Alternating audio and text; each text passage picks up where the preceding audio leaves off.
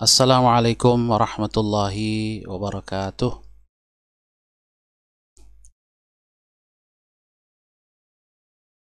Selamat bergabung, ahlan wa sahlan wa marhaban kepada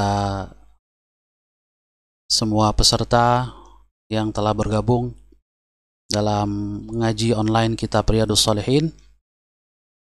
Bapak Ibu, saudara-saudari kaum muslimin muslimat yang dirahmati Allah Subhanahu wa taala. Alhamdulillah wa syukrulillah kita bisa kembali bersama mengikuti pertemuan ke-9 dari pengajian Riyadhus Shalihin pada malam hari ini, Sabtu malam Ahad tanggal 7 November 2020. Bapak Ibu sekalian, hadirin hadirat, saudara-saudari muslimin muslimat yang dirahmati Allah Subhanahu wa taala.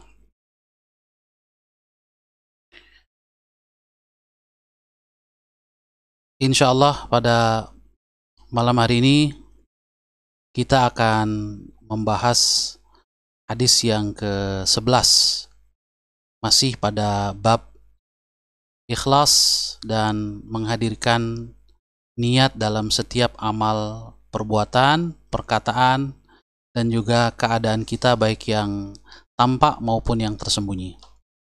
Marilah kita awali pertemuan kita pada malam hari ini dengan membaca Ummul Quran yang mulia, Suratul Fatihah. Mudah-mudahan Allah Subhanahu wa taala memberkahi pertemuan ini dan menjadikan pertemuan ini sebagai salah satu sarana kita memahami sebagian dari ajaran agama kita dan juga untuk meningkatkan kecintaan kita kepada baginda Rasulullah Muhammad sallallahu alaihi wasallam. Juga kita niatkan untuk kesembuhan anggota keluarga kita, kerabat kita yang sedang sakit. Mudah-mudahan Allah Subhanahu wa taala angkat penyakitnya. Begitu juga mungkin ada di antara anggota keluarga kita atau tetangga kita, kerabat kita yang wafat. Mudah-mudahan Allah Subhanahu wa taala merahmati, mengampuni almarhum atau almarhumah. Ala hadhihi niyyah wa likulli niyatin salihah. Al-Fatihah. A'udzu billahi minasy syaithanir rajim. Bismillahirrahmanirrahim. Alhamdulillahi rabbil alamin.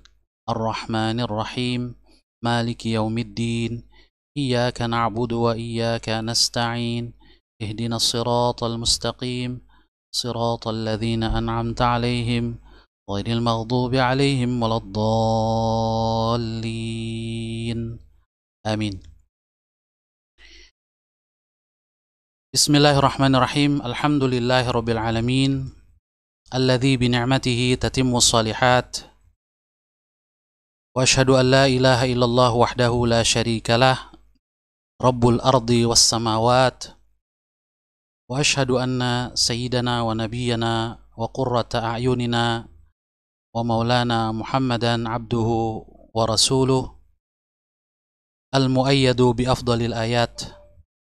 Allahumma salli wa sallim wa barik ala hadha an-nabiyil karim wa hadha ar-rasulil azim sayyidil ghurril muhajjalin wa ala alihi wa ashabihi alladhina amanu wa hajaru wa jahadu fi sabilillah farafa'a lahumud darajat wa kaffara anhumus sayyiat. Amma ba'du. Subhanaka la ilma lana illa ma 'allamtana innaka antal alimul hakim. Allahumma anfa'na bima 'allamtana wa 'allimna ma yanfa'una wa zidna ilma. Nahmaduka Allahumma ala kulli hal wa na'udzubika min hali ahli nar.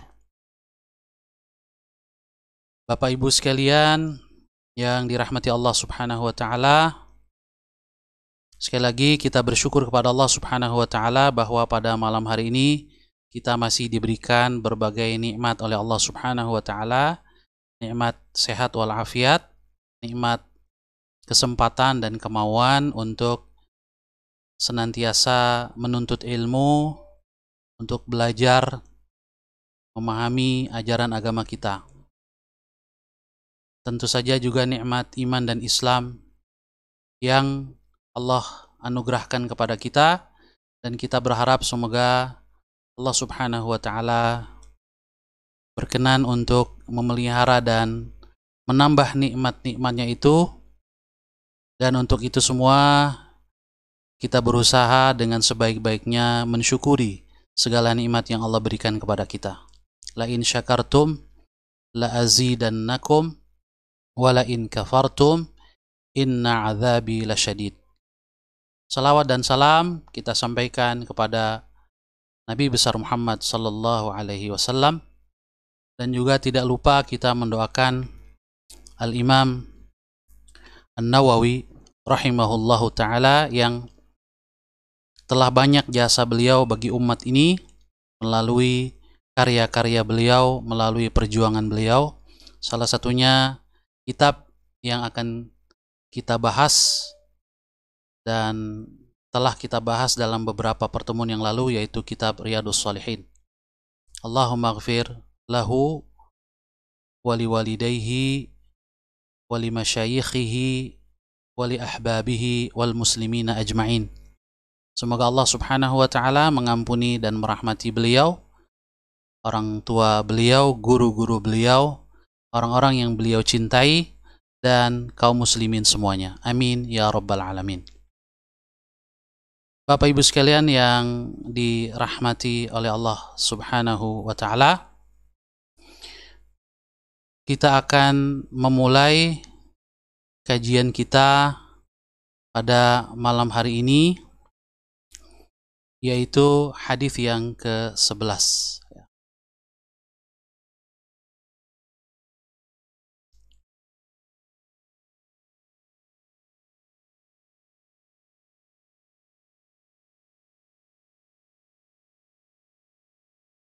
Mudah-mudahan PowerPoint-nya terlihat di layar Bapak Ibu sekalian yang dirahmati oleh Allah Subhanahu wa taala.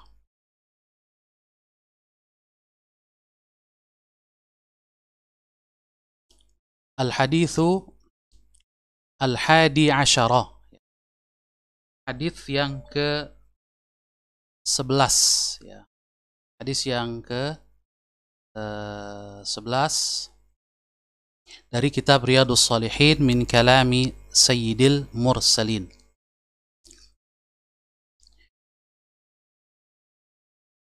Hadis ini masih diriwayatkan oleh Al-Imam Al-Bukhari dan Imam Muslim dalam sahih mereka berdua,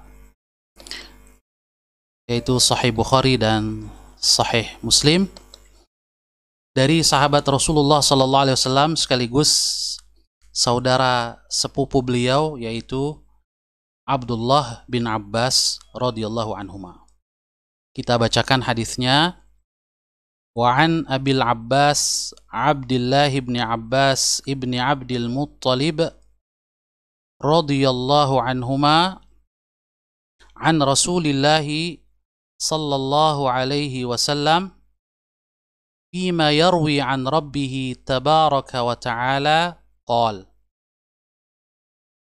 inna allaha katabal hasanati was sayyiat thumma bayyana dhalik فمن هم بحسنة فلم يعملها كتبها الله تبارك وتعالى عنده حسنة كاملة وإن هم بها فعملها كتبها الله 10 حسنات إلى 700 ضعف إلى أضعاف كثيرة وإن هم بسيئة falam ya'malha katabaha Allah Ta'ala indahu hasanatan kamilah wa in hamma biha fa'amilaha katabaha Allah sayyi'atan wahidah. Muttafaqun alaih.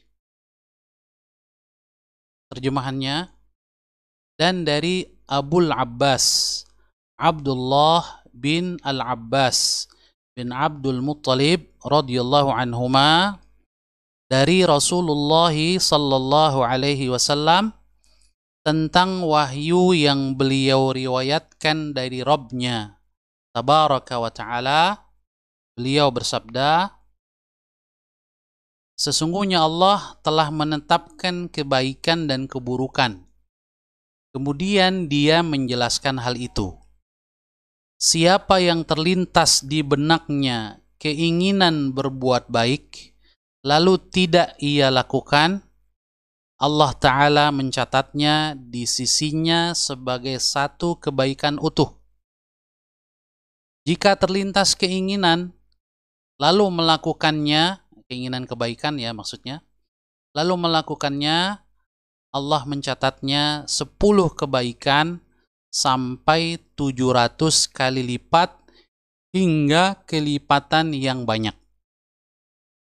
Sebaliknya, dan jika terlintas keinginan berbuat buruk, lalu tidak ia lakukan, Allah mencatatnya di sisinya sebagai satu kebaikan utuh. Jika terlintas keinginannya untuk berbuat keburukan maksudnya, lalu melaksanakannya, Allah mencatatnya sebagai satu keburukan saja. Muttafaqun alaih. Hadis ini diriwayatkan oleh Al-Imam Al-Bukhari dan Al-Imam Muslim. Hadirin hadirat kaum muslimin muslimat yang dirahmati Allah Subhanahu wa taala. Sebagaimana biasa, sebelum kita melihat makna dan faidah atau apa yang terkandung di dalam hadis tadi, kita lihat dulu sekilas tentang sahabat yang meriwayatkan hadis ini, yaitu Abdullah bin Abbas. Tarjamatu Abdullah bin Abbasin rawil hadis. Kita lihat profil singkat Abdullah bin Abbas radhiyallahu anhuma. Perawi hadis ini di level sahabat Rasulullah sallallahu alaihi wasallam. Ismuhu Abdullah. Nama beliau adalah Abdullah. Kunyatuhu, kunyahnya adalah Abul Abbas. Dan Abbas ini adalah akbaru waladihi, wa huwa akbaru waladihi. Adalah anak sulungnya dari Abdullah, ya. Di kunyahnya Abul Abbas, bapaknya Abbas, ya. Karena Abbas ini adalah anak sulung dari Abdullah bin Abbas. Beliau sendiri namanya Abdullah, nama bapaknya Abbas, nama anaknya Abbas juga, ya. Alqabuhu, gelar atau julukan beliau yang terkenal diantaranya adalah Turjumanul Quran, penerjemah Al-Quran. Ini maksud penerjemah di sini adalah penafsir, ya. Imamul Mufassirin, juga diantara julukan beliau adalah imamnya para ahli tafsir. Juga diantara julukan beliau adalah Habrul Ummah, ulama yang mumpuni bagi umat Islam, bagi umat ini. Nasabuhu, nasab beliau, ya, kalau kita lihat nasab beliau ini sama dengan nasab Rasulullah sallallahu alaihi wasallam, ya, bertemu pada Abdul Muttalib. Di Abdullah bin Abbas dengan Rasulullah SAW satu kakek, yaitu Abdul Muttalib. Di beliau adalah Abdullah bin Abbas. Abbas salah satu putra dari Abdul Muttalib, ya, saudara dari Abdullah, ayahanda Rasulullah sallallahu alaihi wasallam, bin Abdul Muttalib, ya, bin Hashim, bin Abdi Manaf, bin Qusay, dan seterusnya, ya. Al-Qurashi, ya. Di beliau orang Quraisy asli, Al-Hashimi, dari keluarga Bani Hashim.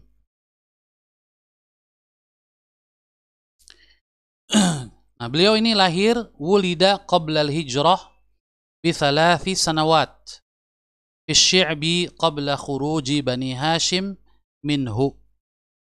Ini beliau lahir kira-kira 3 tahun sebelum Rasulullah sallallahu alaihi wasallam hijrah ke Madinah. Lahir di Syi'ib, namanya Syi'ib Abi Thalib ya. Syi'ib itu semacam daerah kecil di antara 2 bukit ya, yang dibuat tempat tinggal saat keluarga Abdul Muttalib dan keluarga Bani Hashim diboikot oleh orang-orang Quraisy. Mereka diboikot, dibuat satu perkampungan pemboikotan namanya Syi'ib ya. Nah, ini mereka keluarga Bani Hashim dan Bani Abdul Muttalib diboikot oleh Quraisy selama 3 tahun karena mereka tidak mau menyerahkan Muhammad sallallahu alaihi wasallam untuk dihukum. Ya, jadi mereka semuanya Bani Abdul Muttalib kecuali beberapa gelintir orang saja dan juga Bani Hashim ini sepakat untuk membela Muhammad. Di antara mereka ada yang sudah muslim, sudah beriman kepada Rasulullah sallallahu alaihi wasallam, tapi ada juga yang belum beriman tetapi karena pembelaan terhadap keluarga mereka tidak rela menyerahkan Rasulullah sallallahu alaihi wasallam ke tangan tokoh-tokoh Quraisy. Nah, karena penolakan mereka diboikot. Ya, tidak dilakukan jual beli terhadap mereka, tidak dilakukan besanan dengan mereka dan seluruh aktivitas. Sehingga mereka mengalami penderitaan yang sangat selama kurang lebih 3 tahun di Syi'ib Abi Thalib. Nah, dalam keadaan menderita itulah ya, menjelang berakhirnya pemboikotan, Abdullah bin Abbas ini lahir. Jadi masih di Syi'ib Abi Thalib sebelum Banu Hashim dan lain-lain keluar ya, selesai pemboikotan itu. Dan Allah Subhanahu wa taala mentakdirkan pemboikotan itu selesai karena protes atau demonstrasi dari beberapa tokoh Quraisy yang meskipun mereka tidak beriman kepada Rasulullah sallallahu alaihi wasallam tetapi memiliki rasa kemanusiaan yang cukup tinggi terhadap Banu Hashim sehingga mereka ya protes terhadap pemboikotan itu. Dan kemudian juga karena naskah pemboikotan yang ditulis kemudian ditempelkan di dinding Ka'bah ya dimakan rayap habis dan yang tersisa hanya kata Bismikallahumma. Dan demikian berakhirlah pemboikotan itu. Nah, sebelum pemboikotan berakhir ketika mereka masih di Syi'ib, inilah lahir Abdullah bin Abbas radhiyallahu anhuma. Jadi ketika Rasul wafat ya pada kira-kira tahun 11 Hijriah ya, umur Abdullah bin Abbas ini baru sekitar 13 atau jalan 14 tahun ya.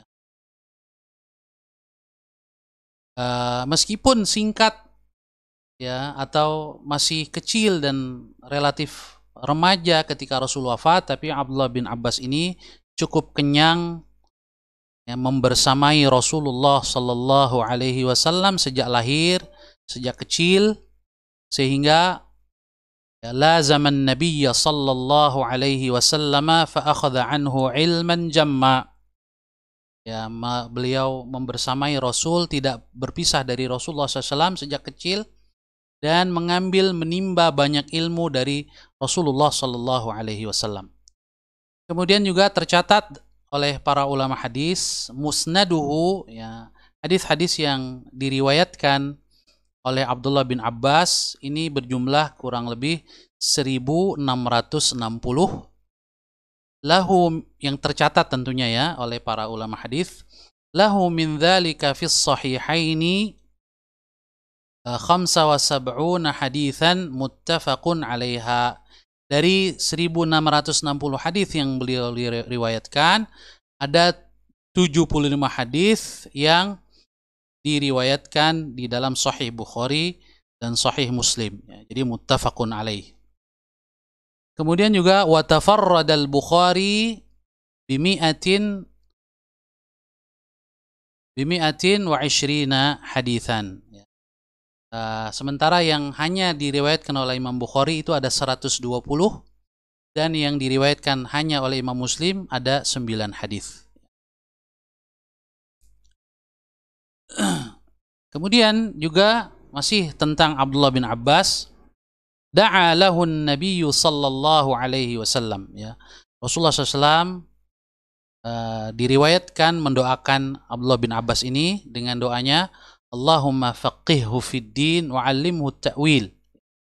Ya Allah, berikanlah ia fiqih, pemahaman yang dalam tentang agama, fid din wa 'allimhu ta'wil, dan ajarkan ia ta'wil. Itu tafsir Al-Qur'anul Karim. Riwayat ini, doa ini diriwayatkan oleh Imam Hakim dan beliau mensahihkannya, wa wafaqahu adz-Dzahabi, dan disepakati kesahihannya oleh Al-Imam Adz-Dzahabi. Begitu juga Al-Imam Al-Bukhari juga meriwayatkan hadis ini, cuma tanpa wa'allimhu ta'wil, hanya Allahumma faqihhu fid din. Ya, dalam Bukhari dan Muslim, ya. Sementara Imam Bukhari sendiri tanpa Imam Muslim meriwayatkan, ya, wa'allimhu al-kitab, ya, bukan wa'allimhu ta'wil.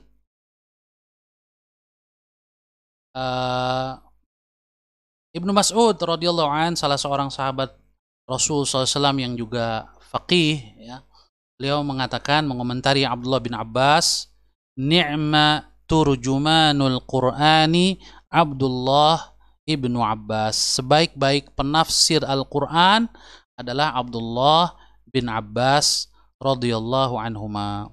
Nah, di kalangan para sahabat ada 4 Abdullah yang terkenal, ya. 4 Abdullah yang terkenal yang disebut dengan Al-Abadilatul Arba'ah.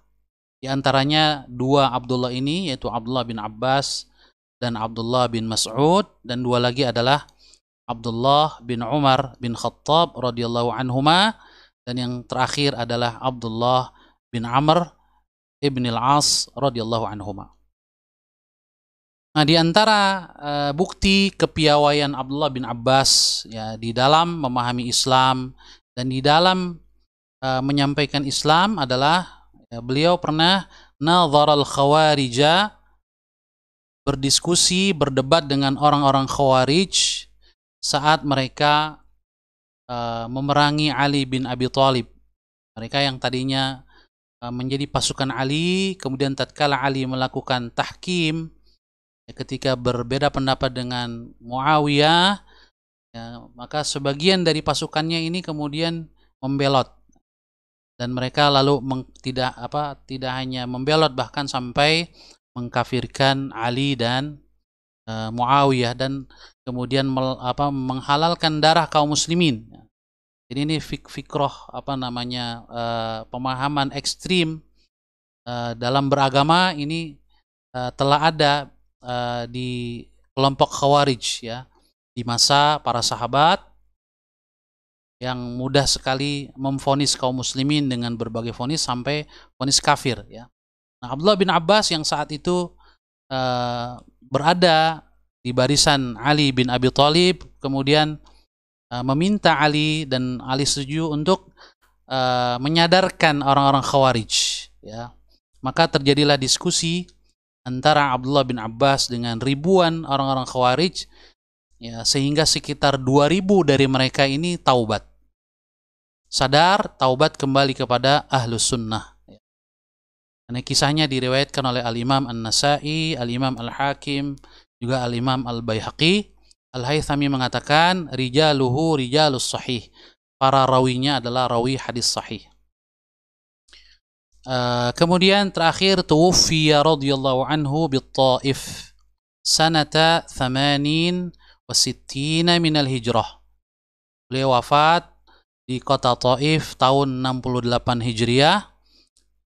Ada salah seorang yang menyolatkan beliau, yaitu Muhammad ibnul Hanafiyah. Ini salah seorang putra dari Ali bin Abi Thalib, tapi bukan dari Fatimah, bukan dari istri beliau Fatimah, dari istri yang lain. Ya, beliau termasuk yang menyolatkan Abdullah bin Abbas radhiyallahu anhuma. Muhammad ibnul Hanafiyah mengatakan, al-yauma mata rabbaniyu hadhil ummah. Hari ini telah wafat seorang Rabbani, seorang ulama Rabbani umat ini. Radhiyallahu anhuma wa ardahuma. Semoga Allah meridhai Abdullah bin Abbas dan juga orang tuanya, Al-Abbas bin Abdul Muttalib, dan seluruh sahabat Rasulullah sallallahu alaihi wasallam. Demikian profil singkat rawi hadis kita, hadis ke-11, yaitu Abdullah bin Abbas. Hadirin, hadirat, kaum muslimin, muslimat yang dirahmati Allah Subhanahu wa taala. Mohon maaf sebelumnya karena yang diterjemahkan baru sampai situ, selebihnya belum diterjemahkan. Kita lihat beberapa kata yang terkandung di dalam hadis, ya. Lughatul hadis, ya. Disebutkan di situ yarwi an rabbihi azza wa jalla, ya. Rasulullah SAW meriwayatkan dari Rabbnya azza wa jalla. Nah, ini kalau kita menemukan sebuah hadis yang perawinya baik itu tabi'in atau sahabat mengatakan bahwa Rasulullah SAW meriwayatkan dari Rabbnya, dari Allah Subhanahu wa taala, maka ini disebut dengan haditsun qudsi. Hadis qudsi. Di hadis yang sedang kita bahas ini salah satu hadis qudsi. Wa huwa ma akhbarallahu bihi nabiyahu sallallahu alaihi wasallam bil ilham aw ru'yal manami aw ghairi dhalika min kayfiyatil wahyi ta'abbara anhu an-nabiy sallallahu alaihi wasallam bikalamih. Jadi singkatnya hadis qudsi adalah apa yang diwahyukan oleh Allah Subhanahu wa taala kepada Nabi Muhammad sallallahu alaihi wasallam, baik melalui ilham atau melalui mimpi atau melalui cara penyampaian wahyu yang lain, ya, melalui cara penyampaian wahyu yang lain oleh Allah kepada Rasul. Lalu Rasulullah SAW, ya, menyampaikannya dengan redaksi dari beliau, tetapi beliau secara khusus mengatakan, saya riwayatkan dari Allah Subhanahu wa taala, dari Rabb saya Allah Subhanahu wa taala. Atau bisa jadi beliau mengatakan langsung qala Allahu taala, Allah taala berfirman. Tapi setelah itu beliau bukan membaca ayat Quran. Bukan membaca ayat Quran, tapi yang lain. Nah, berarti yang dibaca itu adalah hadis qudsi namanya. Singkatnya adalah hadis qudsi adalah hadis yang dia bukan Quran, tetapi ketika menyampaikannya Rasul langsung menisbatkannya, ya, kepada Allah Subhanahu wa taala, ya. Berbeda dengan hadis biasa, Rasul tidak menyebut firman Allah atau tidak menyebut saya meriwayatkan dari Allah, tapi langsung berkata begitu saja. Itu hadis biasa. Nah, hadis ini ada ungkapan fima yarwi an rabbihi azza wa jal, ya. Ini salah satu contoh hadis qudsi.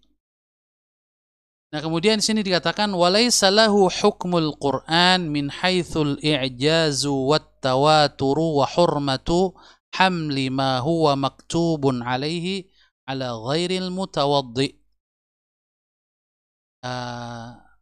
Karena dia bukan Quran, maka hadis qudsi ini terkait dengan hukum-hukum fikihnya dia tidak seperti Al-Quran. Begitu juga terkait dengan mukjizat, dia tidak seperti Al-Quran. Meskipun tentunya seluruh hadis Rasul pasti mengandung nilai mukjizat, ya, karena bahasanya juga tinggi, ya, bahasa Rasulullah SAW. Tapi tentunya di bawah Al-Quran. Juga kalau Al-Quran semua riwayatnya mutawatir, Kalau hadis qudsi sama dengan hadis-hadis yang lain, mayoritasnya adalah hadis ahad. Juga secara fikih tidak seperti Al-Quran yang dilarang kita memegang atau membawa mushaf kalau dalam keadaan hadas, baik hadas besar maupun hadas kecil, ya, tidak dalam keadaan wudu. Hadis qudsi tidak demikian. Wa ghairi dzalika mimma yakhtassu bihi al-Qur'anul Karim. Dan hukum-hukum yang lain yang terkait dengan Al-Quran, khusus terkait dengan Quran, ini tidak berlaku pada hadis qudsi. Kemudian makna ta'ala, ya, ta'ala artinya adalah tanazzaha amma la yaliq. Kalau kita menyebut Allah Ta'ala atau Allah Subhanahu wa Ta'ala, maksudnya adalah Allah yang maha suci dari segala hal, dari sifat-sifat yang tidak layak, dari sifat-sifat yang kurang. Kataba, ya, kataba, ketika Rasul mengatakan kataballahu, Allah mencatat, maksudnya adalah amaral hafadhata bi kitabatiha. Maksudnya adalah Allah memerintahkan malaikat yang menjaga setiap manusia, ya, kiri dan kanannya untuk mencatatnya. Yang mencatat itu malaikat. Hamma, ya. Faman hamma. Nah, hamma di sini diterjemahkan aradaha wa tarajjaha fi'luha indahu. Ada keinginan terbersit untuk melakukan sesuatu. Kemudian dikatakan kataballahu indahu, Allah mencatat di sisinya. Di sisinya. Nah, yang dimaksud dengan di sisi di sini indiyatu syarafin wa makanah, yaitu sisi kedudukan dan kemuliaan, bukan sisi dalam pengertian tempat, ya. Bukan makan, karena Allah Subhanahu wa Ta'ala maha suci dari tempat, ya. Allah tidak terikat dengan tempat dan waktu. Litanazzuhihi ta'ala 'anil makan, Allah maha suci dari tempat. Baik, jamaah sekalian dirahmati oleh Allah Subhanahu wa Ta'ala, itu beberapa makna ungkapannya, ya, secara bahasa dan pengertian syariatnya. Sekarang kita lihat faidah hadis ini. Afadal haditsu, hadis ini memiliki beberapa faidah. Yang pertama, anna man hamma bihasanatin kutibat lahu hasanatun wa illam ya'malha. Barang siapa yang terbersit keinginan untuk berbuat baik, itu cukup untuk dicatat baginya satu kebaikan penuh, meskipun dia tidak jadi melaksanakannya. Nah, ini salah satu bentuk rahmat Allah Subhanahu wa Ta'ala kepada hamba-hambanya yang beriman. Li'annal hamma bil hasanati sababun ila amaliha. Karena keinginan yang terbersit untuk berbuat baik, bagaimanapun dia adalah sababun, ya, satu sebab ila amaliha, yang bisa mengantarkan kepada amal, ya, amal baik. Wasababul khairi khairun, dan sebab kebaikan adalah kebaikan juga. Jadi oleh karena itu, dengan kasih sayangnya dan kemurahannya, Allah Subhanahu wa Ta'ala sudah mencatat satu kebaikan. Inna man hamma bisayyi'atin, yang kedua, poin yang kedua, yang manfaat hadis. Inna man hamma bisayyi'atin thumma raja'a anha lillahi ta'ala la li syai'in akhar kutibat lahu hasanatun. Siapa yang terbersit keinginan buruk, ya, kemudian dia menarik kembali, menghilangkan niat buruk itu atau keinginan buruk itu, lillahi ta'ala, semata-mata karena Allah, la li syai'in akhar, bukan karena motif yang lain, ya, maka kutibat lahu hasanah, juga dicatat untuknya satu kebaikan sempurna. Mengapa? Li'anna ruju'ahu, anil azmi 'alaiha khairun. Ya, karena menarik kembali keinginan untuk berbuat buruk itu adalah kebaikan. Ya. Fajuziya fi muqabalatihi bihasanah. Maka dibalas dengan kebaikan. Jadi kita lihat di sini kemurahan Allah selalu melihat sesuatu dari sudut pandang positif, ya. Yang negatif ya diabaikan. Yang positif justru pembatalannya itu yang dilihat, ya, yang positif, ya, pembatalan dari atau keinginan berbuat buruk. Itu yang dipandang oleh Allah Subhanahu wa taala di dalam hati seorang hamba muslim, dan itu yang dibalas dengan kebaikan. Wa in qila lima lam tuktab sayyi'atun bil hammi 'alaiha. Kalau ditanya, mengapa tidak dicatat keburukan karena keinginan, ya, terbersit keinginan berbuat buruk? Fal jawabu, maka jawabnya adalah annal hamma birruju'i mutaakhirun fayakunu nasikhan lil hammil mutaqaddim. Karena keinginan untuk menarik kembali, ya, keinginan buruk, ya, segera menarik kembali keinginan buruk itu, atau tidak jadi melakukan keinginan buruk itu datangnya belakangan, mutaakhir. Nah, jadi dia seperti nasikh, penghapus, ya, pembatal, penghapus keinginan buruk sebelumnya. Ini seperti berdasarkan firman Allah Subhanahu wa taala, mithlu qawlihi ta'ala innal hasanati yudhibnas sayyiat. Sesungguhnya kebaikan itu menghapus keburukan. Kebaikan itu menghapus keburukan. Ini firman Allah Subhanahu wa taala di dalam Al-Qur'an. Meskipun nanti ada tafsiran lain, kita akan lihat, ya, tentang hal ini. Ini ada tambahan penjelasan dari Al-Imam An-Nawawi. Kalau tadi afadal hadis ini adalah penjelasan dari kitab Nuzhatul Muttaqin, Syarah Riyadus Shalihin, ya. Kita lihat ada tambahan penjelasan dari Al-Imam An-Nawawi sendiri dalam kitabnya yang lain, yaitu Syarah Sahih Muslim, ya. Ziyadatu bayanin minal Imam An-Nawawi fi Syarhi Muslim. Imam Nawawi di sini mengutip ungkapan beberapa ulama sebelum beliau, ya. Di antaranya beliau mengutip Al-Imam Al-Mazari. Boleh juga kita menyebutnya Al-Imam Al-Maziri. Boleh kita sebut Mazari atau Maziri, rahimahullah ta'ala.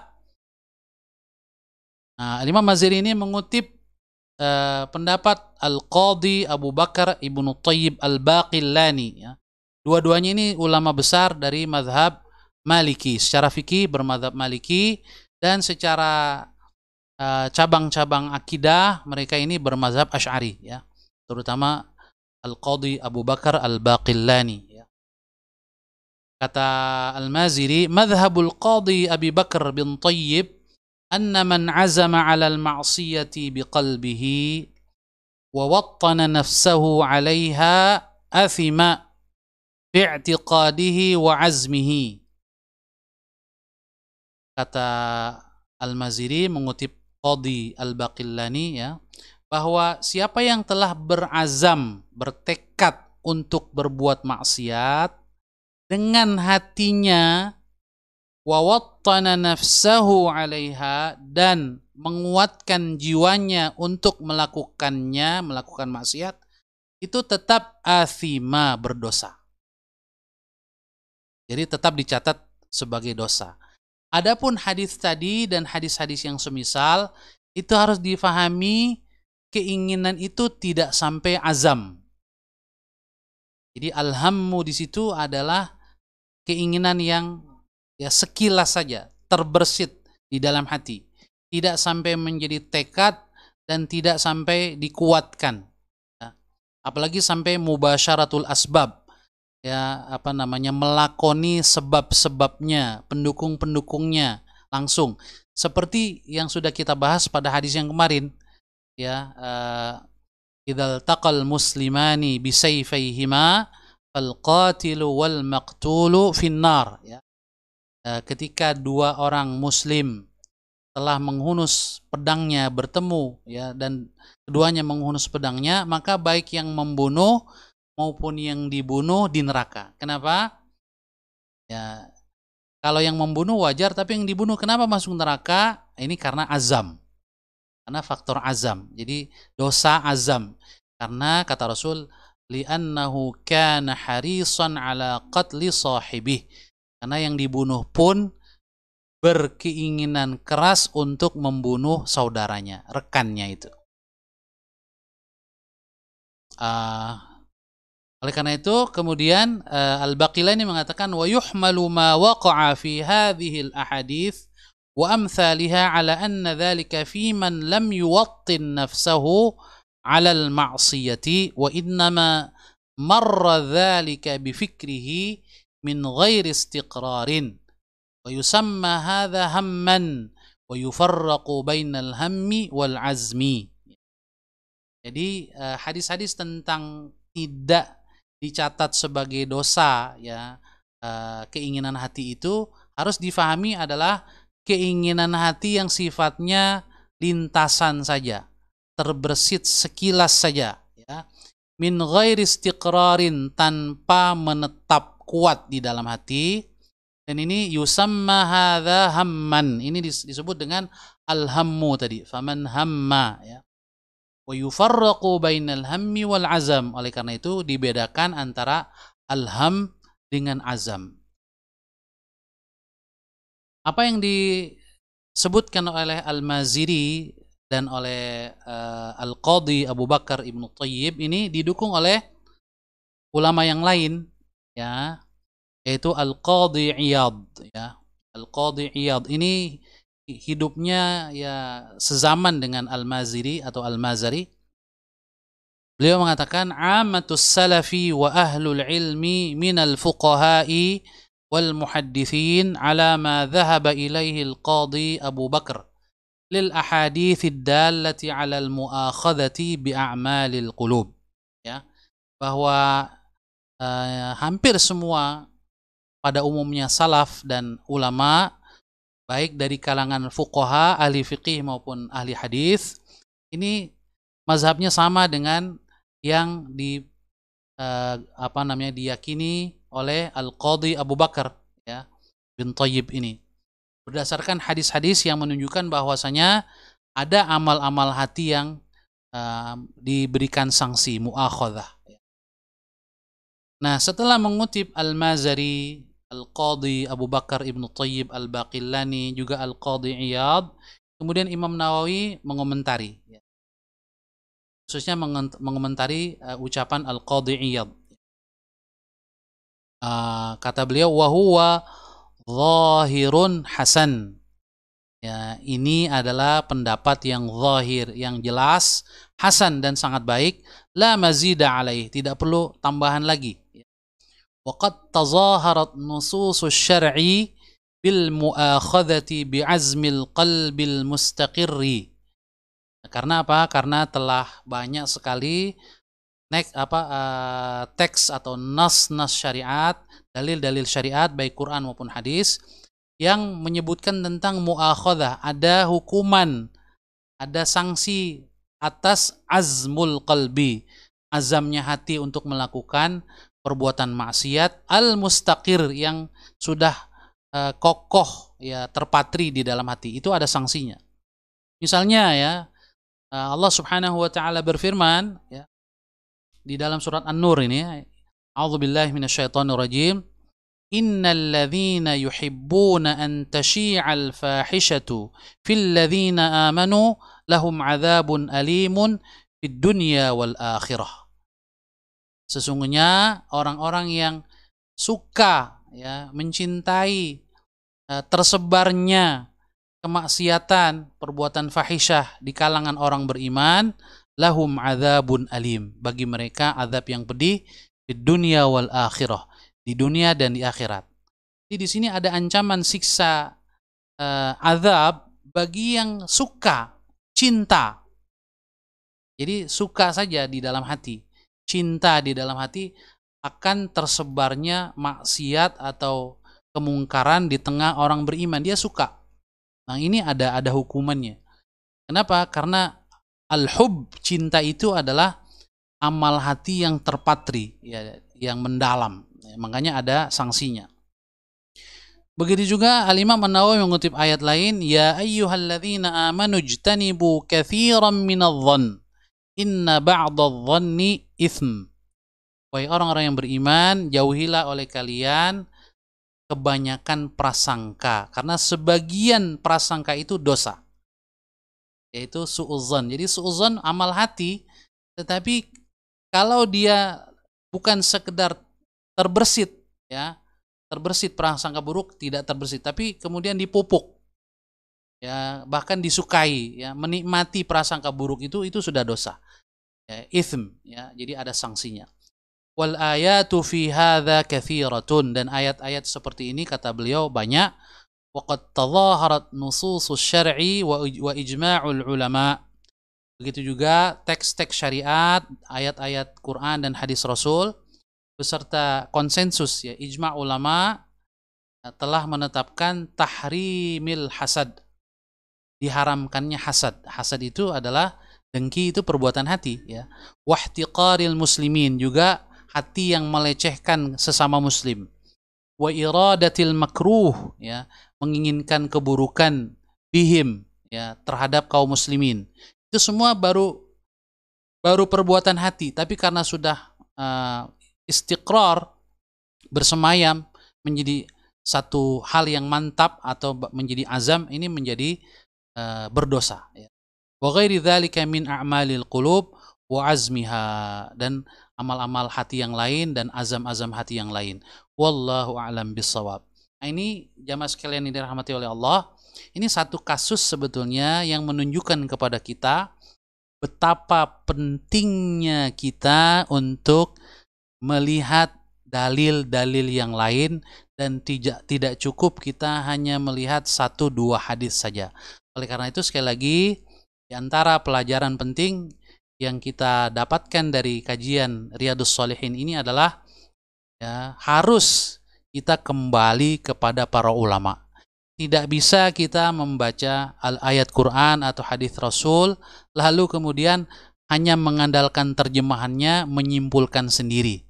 Apalagi sudah terkait dengan hukum, terkait dengan halal haram, terkait dengan pihak lain dan seterusnya. Ini membutuhkan penelitian, kehati-hatian, dan merujuk kepada pendapat para ulama.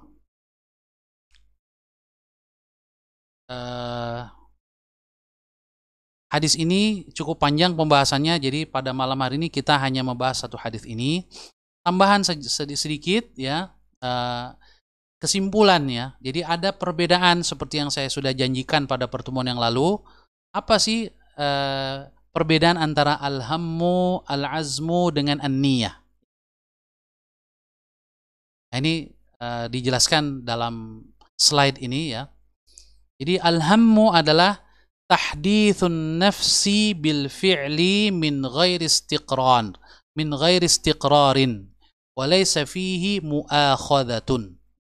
Al-hammu adalah tahdithun nafsi bil fi'li, ya, jiwa berbicara atau terbersit untuk melakukan sesuatu, terbersit, tapi min ghairi istiqrar, tanpa ada ketetapan di dalam hati itu sendiri. Jadi baru, kalau orang Betawi bilangnya, selemperannya aja, ya, baru sekedar sekilas ada keinginan. Nah, kalau keinginan itu baik, langsung dinilai positif, meskipun baru sekilas, ya. Tapi kalau keinginan buruk, itu dimaafkan oleh Allah Subhanahu wa ta'ala. Jadi kalau untuk yang buruk, walaysa fihi mu'akhadhah, tidak ada sanksi, tidak ada dosa. Adapun azam, wal al-azmu tawtinun nafsi 'alal fi'li, ini sudah pengokohan jiwa untuk melakukan sesuatu, dikokohkan, sudah ada istiqrar. Nah inilah wa huwa alladzi yuharrikun niyah. Ini yang menggerakkan niat. Jadi kalau dari sisi kronologisnya, azam baru niat. Kenapa? Karena azam itu sebelum amal, sedangkan niat itu menyertai amal. Paling tidak menurut definisi para ulama mazhab Syafi'i, niat itu adalah qasdus syai'i muqtarinan bi fi'lihi, ya. Maksud melakukan sesuatu yang seiring dengan perbuatannya itu sendiri. Jadi niat itu qasdus syai'i muqtarinan bi fi'lihi. Jadi memaksudkan sesuatu seiring dengan perbuatannya langsung, ya. Wa huwa alladzi yuharrikul a'dha. Dialah yang menggerakkan anggota tubuh. Dia langsung bergerak. Jadi ketika sudah bergerak atau bersamaan dengan gerakan amal itu niat. Tapi kalau belum itu azam namanya. Kalau alham itu baru terbersit keinginan. Ini seperti yang dijelaskan oleh Dr. Muhammad bin Ghaif, ya. Ini ada linknya di situ.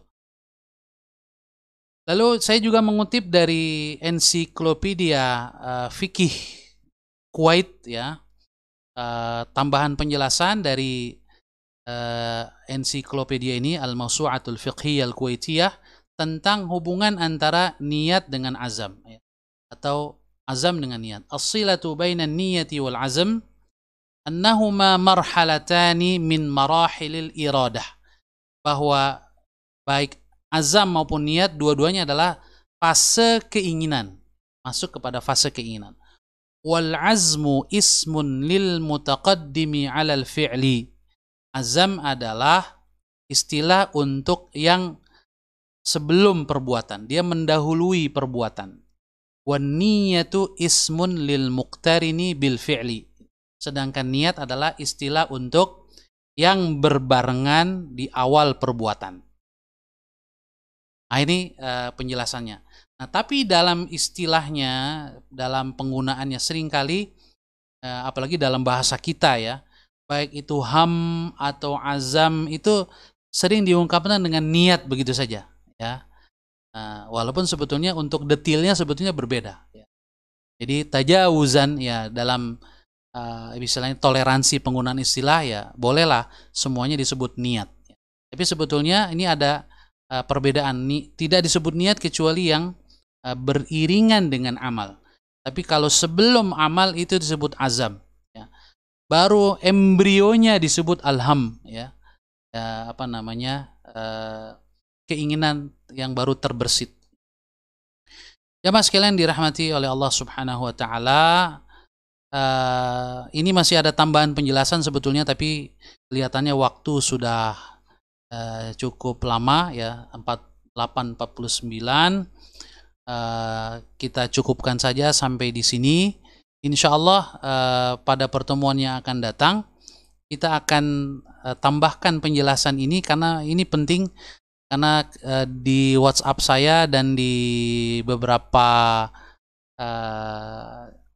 media sosial yang saya miliki ada beberapa pertanyaan yang terkait dengan masalah ini sehingga perlu saya jawab. Tapi karena waktunya terbatas, insya Allah kita tunda pada pertemuan yang akan datang. Jadi pada malam hari ini kita hanya sempat membahas satu hadis. Ya, tidak mengapa, mudah-mudahan ada manfaatnya. Langsung saja kita buka forum tanya jawab jika ada. Mudah-mudahan bisa kita jawab. Di Zoom ternyata belum ada.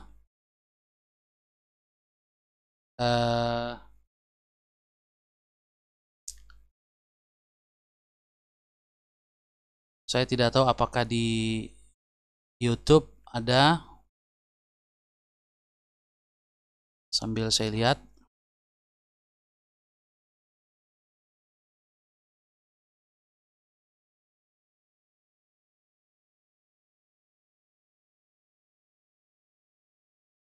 Belum ada di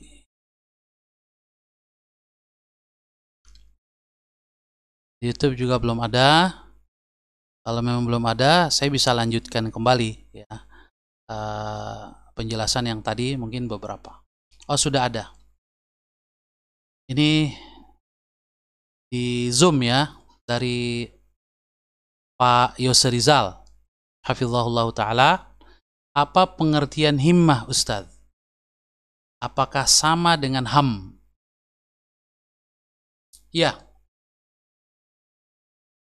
Yang pertama perlu diketahui, jadi di dalam bahasa Arab, khususnya dalam penggunaan istilah-istilah syariat atau istilah-istilah menurut disiplin ilmu para ulama,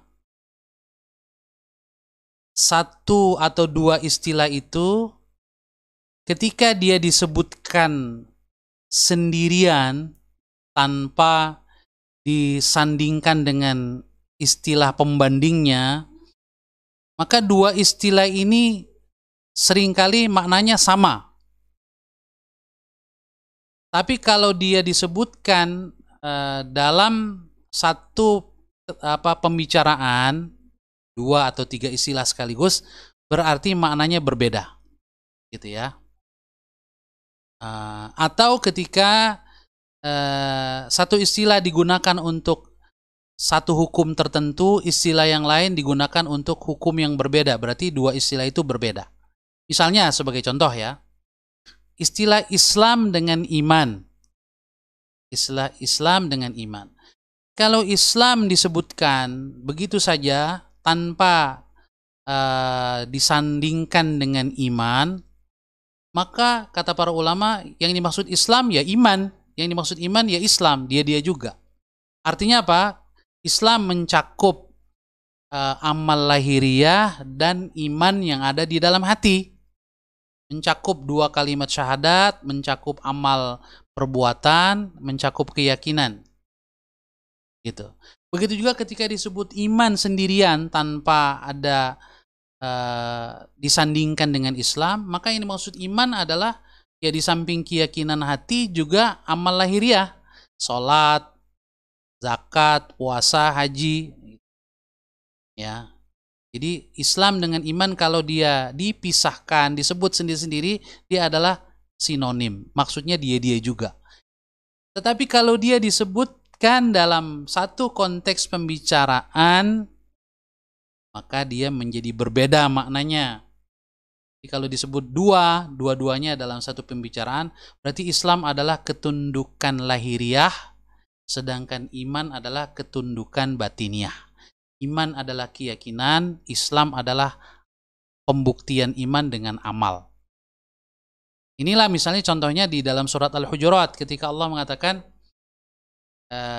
mengomentari orang-orang Arab Badui.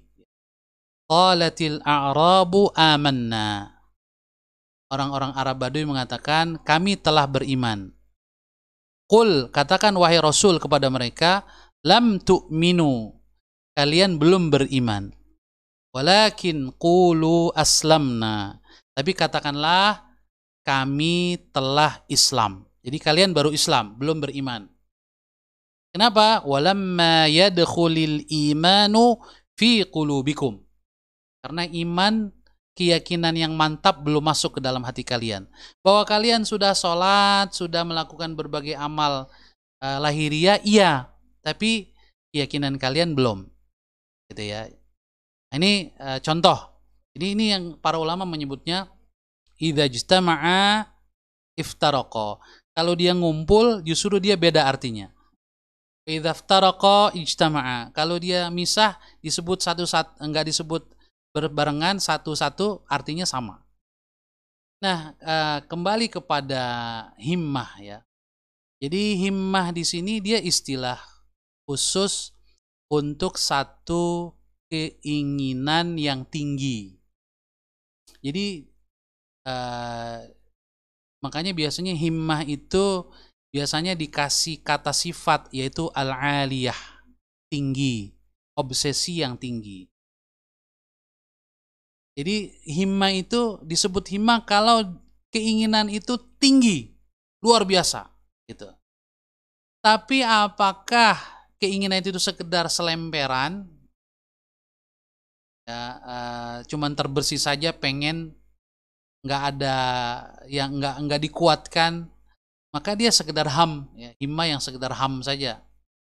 Tetapi sudah dapat, kalau dia baik ya sudah dapat nilai di sisi Allah, hasanah. Ya, nah kalau dia dikuatkan, ya dipikirin terus ya, kemudian jadi agenda ya, direncanakan, maka menjadi azam. Azam itu pahalanya lebih besar lagi kalau baik ya, gitu ya. Jadi dari sisi kata, asal kata al-himmah dengan alham ini satu kata.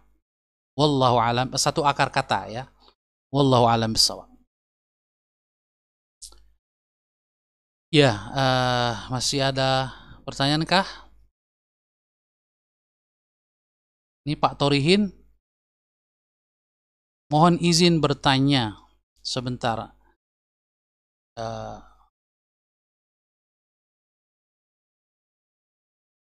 Saya lupa ya, yang mau bertanya langsung mudah-mudahan sudah bisa ya, saya sudah izinkan untuk meng-unmute-nya kalau yang di Zoom ya. Di YouTube, oh ya, di YouTube sudah ada dari Pak Ibadur Rahman Taqi ya. Mohon penjelasan kembali tentang hasad, apakah masih amalan hati? Ya, hasad adalah amalan hati. Ya, ketika dia direalisasikan dengan perbuatan, ya disebut hasad juga. Disebut hasad juga. Realisasinya disebut hasad. Tapi sebetulnya realisasi dari hasad itu kalau dia sudah berbentuk, dia punya istilah lain. Ya, misalnya ada orang iri, hasad itu kan artinya iri. Iri itu di dalam hati. Iri dengan tetangganya misalnya yang baru dapat rezeki nomplok misalnya. Nah, kalau tidak dia buktikan atau tidak dia lampiaskan iri itu dengan perbuatan, maka hasadnya berhenti di hati. Tapi itu sudah berdosa. Kalau dia menjadi mustakir tadi ya, menetap di dalam hati, bukan sekedar lintasan iri lalu dia lawan. Nah, itu dimaafkan oleh Allah. Tapi kalau sudah irinya itu dinikmati ya, setiap melihat tetangganya hatinya itu mangkel gitu ya, besok begitu lagi, itu sudah mustakir, namanya itu kena sanksi, ada dosanya. Nah, kalau dia dilampiaskan dengan perbuatan, misalnya memicingkan mata kalau ketemu, atau melengos ya, buang muka saat ketemu, itu sudah namanya lain lagi ya. Jadi lumazah humazah misalnya, wailul likulli humazatil lumazah. Jadi ekspresi hasad itu namanya sudah lain lagi ya. Nah, hasadnya sendiri adalah amal hati. Wallahu alam bissawab. Nah, kalau dia baru sekedar ham ya, lintasan lalu dihilangkan, dilawan, itu Allah maafkan, tidak kena sanksi. Tapi kalau sudah mustakir ya, dan dinikmati ya, berhari-hari, berminggu-minggu, berbulan-bulan, nah ini menjadi dosa ya. Di YouTube sebentar masih ada lagi nih, dari Ibu Dedeh Kurniasih ya. Ustadz, model Islamnya Arab Badui saat ini apakah sama dengan Islam di KTP saja tanpa amal lahiriah? Nah, kalau kita lihat justru sebaliknya, Arab Badui itu melakukan amal lahiriah, tetapi amal lahiriahnya belum khusyuk misalnya ya, belum lahir dari kesadaran yang full ya, mungkin baru sekedar ikut-ikutan pimpinannya atau ikut temannya. Ini kalau tanpa amal lahiriah sama sekali, ini justru agak beda dengan Arab Badui ya, yang hanya mengaku Islam tanpa beramal sama sekali, gak sholat. Kalau Islamnya tidak tidak disertai dengan kebencian terhadap Islam sendiri, berarti bukan pura-pura ya, tapi dia percaya bahwa Allah itu Maha Pencipta, Allah mengutus seorang Rasul Muhammad, ya, memberi wahyu yang namanya Al-Quran. Dia percaya di dalam hatinya, tapi sama sekali tidak beramal. Ini Muslim yang fasik. Muslim yang fasik, banyak berbuat dosa karena meninggalkan kewajiban. Apalagi kalau diikuti dengan melakukan perbuatan yang haram. Tapi kalau dia tidak beramal, hanya mengaku Islam, tapi sebetulnya dalam hatinya dia ragu dengan Islam, bahkan mungkin dia benci dengan ajaran Islam, benci dengan kaum muslimin, ini munafik. Nauzubillah min dzalik. Ini munafik secara akidah. Ini berbahaya dan hakikatnya kafir. Ya. Di sisi Allah Subhanahu wa taala, meskipun secara lahiriah dia muslim. Jadi justru kasus Arab Baduy itu mereka sudah melakukan beberapa amal-amal keislaman yang sifatnya lahiriah. Tapi Allah mengatakan amal kamu itu belum betul-betul dilandasi oleh iman, oleh kekhusyuan, oleh rasa takut kepada Allah, rasa harap kepada Allah. Ya, itu aspek-aspek iman. Ya. Tapi mungkin baru sekedar ikut-ikutan, ya, mungkin rutinitas tanpa makna. Wallahu a'lam bishawab.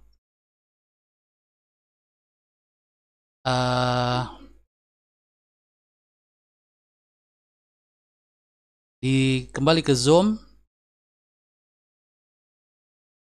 Sebelum Pak Yos Rizal, ke Pak Dedi dulu ini. Ustadz, kalau ada orang dirampok atau dibegal, kemudian ia melawan dan perampoknya terbunuh, apakah kena hadis yang membunuh atau terbunuh di neraka? Jawabannya tentu saja tidak. Ya, karena ini berbeda, dia tidak berniat untuk membunuh, dia hanya berniat membela diri. Membela diri wajib.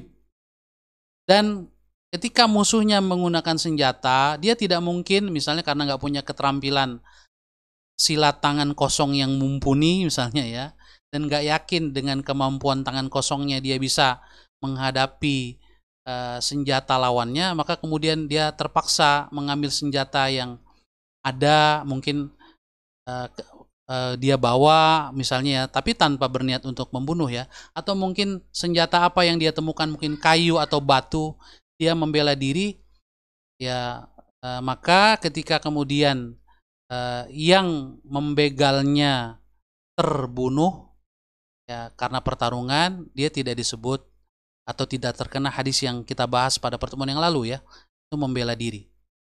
Tetapi tentunya harus dipastikan ya, dia tidak melakukan kesengajaan ya. Jadi kalau dia seorang yang bukan pandai bela diri, bukan terlatih, dia memang tidak bisa menakar pukulan. Mungkin pikirannya adalah bagaimana saya selamat. Mungkin dia pukul sekuat tenaga, tapi tidak bermaksud membunuh. Betulnya hanya mungkin mencederai, tapi kemudian terbunuh. Ya, ini bisa jadi di pengadilan dunia mungkin saja dia dianggap membunuh sengaja. Tapi Allah yang tahu hati.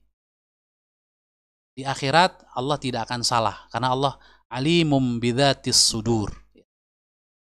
Tapi kalau dia orang yang pandai membela diri, ya, punya kemampuan untuk menakar pukulannya, ya bisa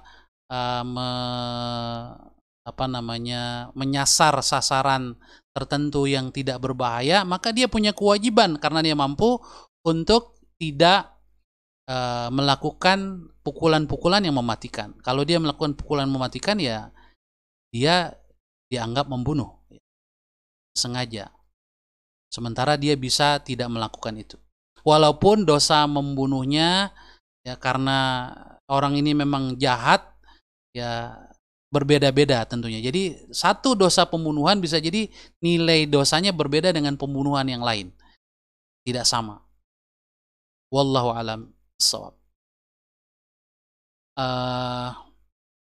Masalah di neraka atau tidak ini calon ya. pastinya terserah Allah, kita tidak bisa memastikan. Ya, karena bisa jadi Allah mengampuni ya, dan seterusnya. Atau ya seperti misalnya ada hadis yang Rasul disebutkan dalam hadis bahwa Allah Subhanahu wa taala tertawa melihat dua orang yang masuk surga ketika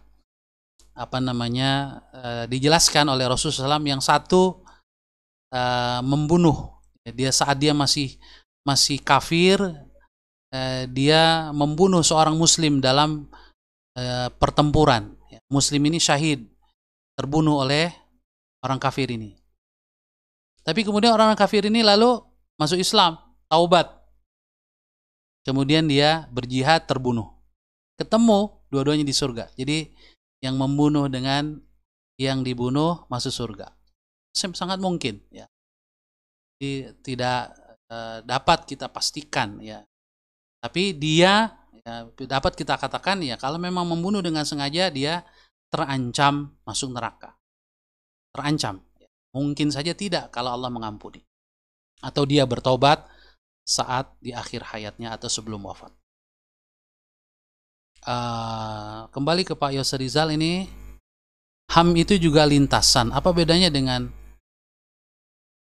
syatrah? Mungkin khotirah kali ya. Khotirah ya, atau khotirah. Ya, jadi kalau ham dia mirip sama dengan khotirah. Takhtur ya, sekedar melintas. Sedang melintas dalam konteks ketika dia tidak dinilai buruk, kalau lintasan keburukan ya. Ketika dimaafkan itu berarti ham maknanya adalah khotarah atau khotirah atau khawatir bahasa jamaknya ya, bentuk pluralnya.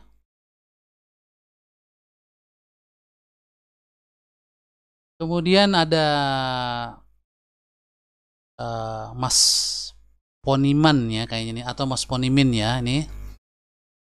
Mas Pon, Ustadz, apakah kita boleh menjas sesama muslim dengan kata-kata munafik, kafir dan lain-lain, padahal kita tidak bisa melihat dalam hati seseorang? Ya jelas tidak boleh. Kenapa? Ya karena kita tidak bisa melihat hati seseorang. Jadi karena kita tidak bisa melihat hati seseorang, maka kita tidak boleh menjas seorang itu munafik, kafir dan lain-lain.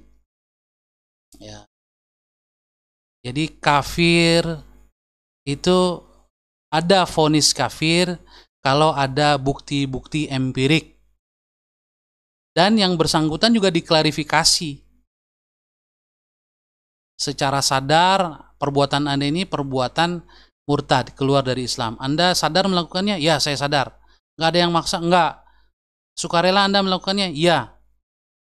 Disuruh taubat dulu, bertaubatlah. Nggak mau, pokoknya saya begini-begini. Nah itu kalau sudah begitu ya, syarat-syarat terpenuhi, nggak terpaksa, ya dia jatuh kafir. Nah tapi vonisnya itu harus resmi ya. Karena vonis itu menyebabkan kalau dia sudah beristri, misalnya muslimah, harus diceraikan. Kalau dia mati tidak lagi dikuburkan di pekuburan kaum muslimin. Jadi banyak konsekuensinya. Oleh karena itu jangan sampai kita mudah memvonis orang. Apalagi nggak ada penyidikan dan penyelidikannya ya. Tidak boleh. Lebih baik kita salah, tidak mengkafirkan orang yang sebetulnya kafir. Itu lebih baik daripada kita memvonis atau menjas orang kafir. Ya, sementara dia tidak kafir, maka jas atau tuduhan itu jadi kembali kepada kita. Rasul mengatakan, "Man qala li akhihi ya kafir, faqad ba'a biha ahaduhuma." Ya. Kalau seorang mengatakan kepada saudaranya yang muslim, kafir lo, lalu maka pasti salah satunya jadi kafir. Kalau yang dituduh memang bukan kafir, berarti tuduhan kafir itu berbalik ke yang menuduh. Na'udzubillah min dzalik. Ya.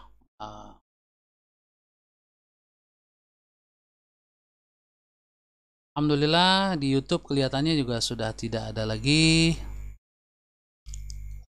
Di Zoom sudah Tidak ada ya.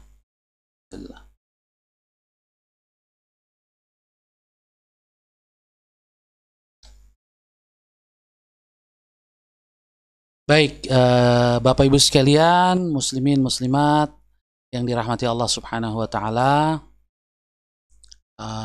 Sudah pukul 9 lewat 12 menit. Kita cukupkan saja sampai di sini.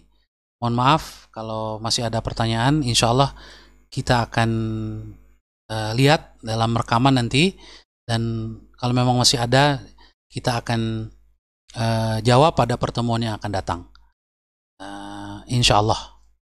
Mari kita tutup pertemuan kita pada malam hari ini.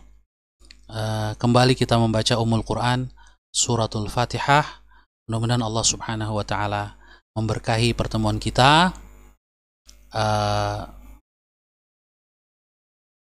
mengampuni segala dosa-dosa kita, kesalahan-kesalahan kita, ya, dan juga orang tua kita, baik yang masih hidup maupun yang telah wafat. Ala hadhiniyah al-Fatihah. A'udzubillahi minasyaitonirrajim. Bismillahirrahmanirrahim. Alhamdulillahirabbil alamin, arrahmanirrahim, maliki yaumiddin. Iyyaka na'budu wa iyyaka nasta'in. Ihdinas siratal mustaqim. Siratal ladzina an'amta 'alaihim ghairil maghdubi 'alaihim waladdallin. Amin. Bismillahirrahmanirrahim. Alhamdulillahirabbil alamin. Allahumma shalli wa sallim wa barik ala 'abdika wa nabiyyika wa rasulika an-nabiyil ummi Muhammad wa ala alihi wa sahbihi ajma'in. Allahumma ighfir lana dhunubana wa kaffir 'anna sayyi'atina wa tawaffana ma'al abrar. Allahumma ighfir lana wa liwalidina warhamhum kama rabbawna shighara. Allahumma ighfir lil imam an-Nawawi wa liwalidayhi wa limasyayikhihi wa li ahbabihi wal muslimina ajma'in. Allahumma adfa'anna warfa'anna al-bala wal waba wal fahsya wal riba wal zina wal zalazila wa su'al fitan ma zahara minha wa ma batan wa an biladina Indonesia hadhihi khassa wa an buldanil muslimina 'ammah innaka ala kulli syai'in qadir. Rabbana hab lana min azwajina wa dhurriyyatina qurrata a'yun waj'alna lil muttaqina imama. Allahumma faqihna fid din wa 'allimna at-ta'wil birahmatika ya arhamar rahimin. Rabbana atina fid dunya hasanah wa fil akhirati hasanatan wa qina 'adzaban nar. Wa sallallahu ala sayyidina Muhammad wa ala alihi wa sahbihi ajma'in. Subhana rabbika rabbil izzati amma yasifun wa salamun alal mursalin walhamdulillahi rabbil alamin. Lebih kurangnya saya Ahmad Sahal Hasan mengucapkan mohon maaf yang sebesar-besarnya. Sampai jumpa lagi Sabtu malam Ahad yang akan datang, melanjutkan penjelasan sedikit hadis ini dan hadis yang ke-12 insyaallah. Saya undur diri. Billahi taufiq wal hidayah. Wassalamualaikum warahmatullahi wabarakatuh.